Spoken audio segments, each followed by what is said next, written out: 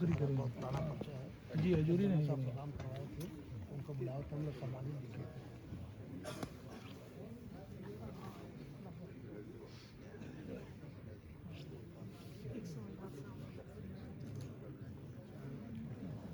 मैं भी एक टोपी में सैल्यूट से कहा था।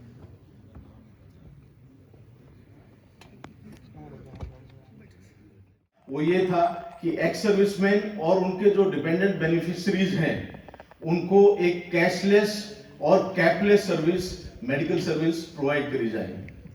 कैशलेस मतलब कहीं पैसा देने का जरूरत नहीं होगा, कैपलेस मतलब उसका कोई हायर लिमिट नहीं है, financially also and disease spectrum also, मतलब बीमारी किसी भी तरह की हो या पैसे का कोई भी लिमिट हो, उसको सारी चीजों को कैटर करने वाला ये स्कीम जो है आपके लिए बनाया गया है। ये बहुत ही नोवेल आइडिया, बहुत ही बढ़िया आइडिया है। और आज तक जितनी भी आपकी बाहर इंश्योरेंस स्कीम्स चल रही हैं, गवर्नमेंट की जितनी जो भी सीजीएचएस, आयुष्मान, जो भी स्कीम चल रही हैं, कोई स्कीम इससे बेटर नहीं है अगर हम उसको फंडामेंटली तौर पे देखें तो। अच्छा, ये सब करने के लिए उन्होंने मिनिस्ट्री ऑफ डिफेंस में एक्स सर्विसमैन वेलफेयर डिवीजन है, उसको ये काम दिया गया। ये डिपार्टमेंट जो है एक ट्राई सर्विस ऑर्गेनाइजेशन है, सेंट्रल ऑर्गेनाइजेशन जो कि दिल्ली में है, और इनको सारे इंस्ट्रक्शंस पास करते हैं। ये सेंट्रल ऑर्ग जो है, इसके अंदर 30 रीजनल सेंटर हैं जो देश के विभिन्न भागों में फैले हुए हैं, और इन रीजनल सेंटर्स के अंदर 433 पॉलिक्लिनिक्स हैं, जिसमें से 6 नेपाल में हैं। और इन पॉलिक्लिनिक्स के अलावा जो पेशेंट्स का लोड होता है, कुछ रिक्वायरमेंट होती है, उनके लिए हमारे पास सर्विस हॉस्पिटल्स हैं और इम्पैनल्ड हॉस्पिटल्स हैं। और ये इम्पैनल्ड हॉस्पिटल नॉर्मल हॉस्पिटल नहीं हो सकता, उसके लिए कोई क्वालिटी रिक्वायरमेंट्स होती हैं, इंस्पेक्शंस होते हैं, वो मीट करता है, उसके बाद ही वो इम्पैनल हो सकता है। तो ये जो क्वालिटी हेल्थ केयर का है, ये इस तरह से उसको लागू किया जा रहा है। अभी इन सब चीजों को चलाने के लिए इन्होंने 2 एक्सटर्नल एजेंसीज को हायर किया है। एक बिल प्रोसेसिंग एजेंसी है और दूसरी क्या है, सॉफ्टवेयर का बैकअप और इंफ्रास्ट्रक्चर प्रोवाइड करती है। तो ये मोटे तौर पे ईसीएचएस का फंक्शनिंग है कॉन्सेप्चुअल लेवल पे। अभी इस फंक्शनिंग को जो एग्जिस्टिंग आर्मी का इंफ्रास्ट्रक्चर था उसके साथ कैसे इंटीग्रेट किया गया, वो इस प्रकार है। जो एमओडी ईएसडब्ल्यू जो सबसे ऊपर का बॉडी है, वो एजी ब्रांच को इंस्ट्रक्शंस देता है। सिमिलरली जो ट्राई सर्विस ऑर्गेनाइजेशन या सीडीएस के थ्रू पॉइंट्स आते हैं, वो भी एजी ब्रांच के पास ही आते हैं, और वहां से DG DCNW directorate of ceremonial and welfare जो है आर्मी हेडक्वार्टर में, वो जो है इसके एडमिनिस्ट्रेटिव हेड है। यहाँ से वो सेंट्रल ऑर्ग के थ्रू टेक्निकल कंट्रोल होता है, और कमांड चैनल्स के थ्रू जो एडमिनिस्ट्रेटिव और इंफ्रास्ट्रक्चर है वो कंट्रोल होता है। और फाइनली यहाँ पे सेंट्रल ऑर्ग, रीजनल सेंटर और ईसीएचएस पॉलिक्लिनिक जो है नोडल एजेंसी है सभी के लिए। यहाँ पे एडमिनिस्ट्रेटिव साइड से और टेक्निकल साइड से दोनों का मिलाप होता है, और सर्विस हॉस्पिटल्स और इम्पैनल्ड हॉस्पिटल्स की मदद से टोटल 55 से 60 लाख जो है बेनिफिशरीज हैं आज की डेट में, जिनका की हेल्थ कवर लुक आफ्टर होता है। इस 55 में से 60 में से करीब 2.5 लाख जो है हमारे ईस्टर्न यूपी में है, और इन ईस्टर्न यूपी के जो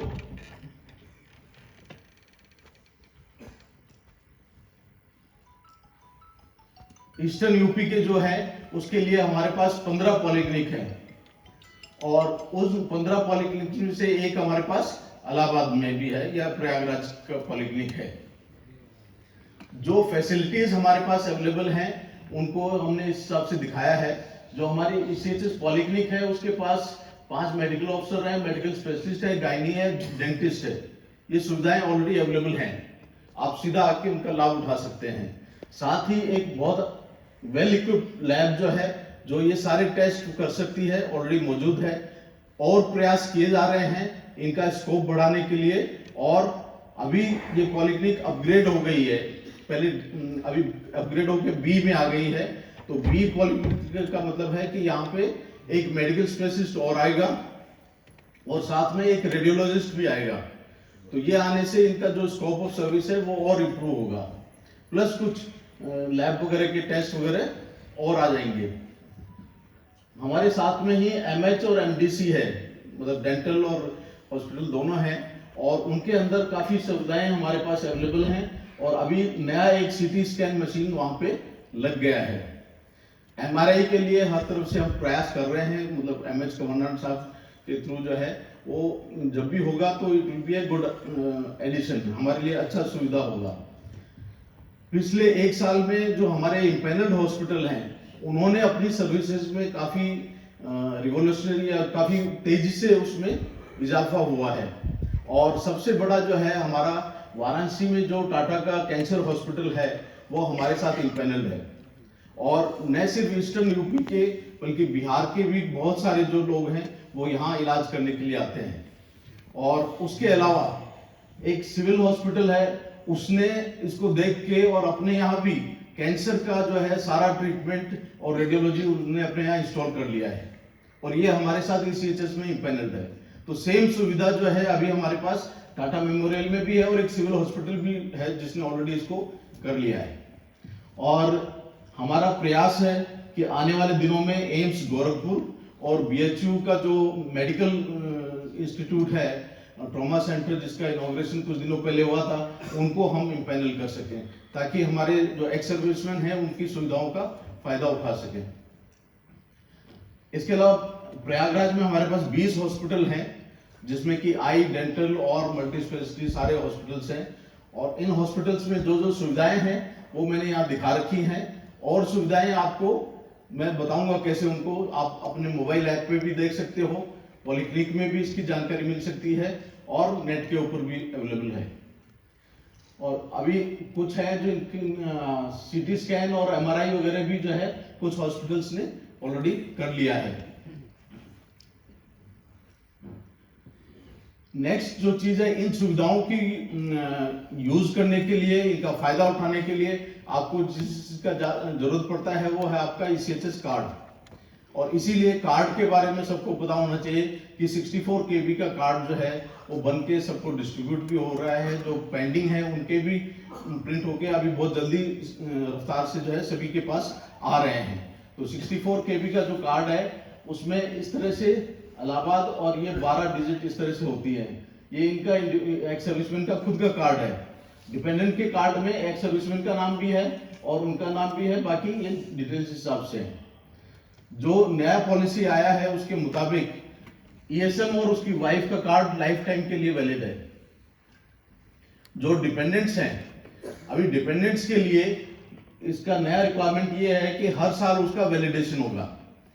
किसका वैलिडेशन करने का जरूरत है और नहीं है, ये जिन चीजों पे डिपेंड करता है वो है इनकम, एज और मैरिड या अनमैरिड का जो स्टेटस है। 18 साल तक आपका जो भी बच्चा या बच्ची है उसका एनुअल वैलिडेशन का जरूरत नहीं है। 18 साल के बाद आपने इनकम के बेस पे लड़के का जो है वो 25 साल तक चलेगा, और जो डॉटर है, डॉटर का अनमैरिड स्टेटस होना चाहिए। उसी तरह पेरेंट्स का जो है हर साल इनकम सर्टिफिकेट जो है वो देना पड़ेगा, और उसके बाद वो रिन्यूअल होगा। ये रिन्यूअल का कार्रवाई आप पॉलीक्लिनिक से करवा सकते हैं, कोई प्रॉब्लम आने से रीजनल सेंटर या हायर उसमें जा सकते हैं। जो वार्ड डिसेबल्ड हैं और कुछ डिसेबिलिटी एक्ट के अंदर जो क्लॉजेस हैं अगर उसमें फॉल करते हैं डिपेंडेंट्स, तो उनके लिए व्हाइट कार्ड का सुविधा अवेलेबल है। ये व्हाइट कार्ड के लिए आपको प्रायोरिटी मिलेगी, चाहे आप पॉलीक्लिनिक में जाओ या बाकी जगह में जाओ। तो ये जो कार्ड से रिलेटेड वैलिडेशन है हर साल उसको करवाते रहते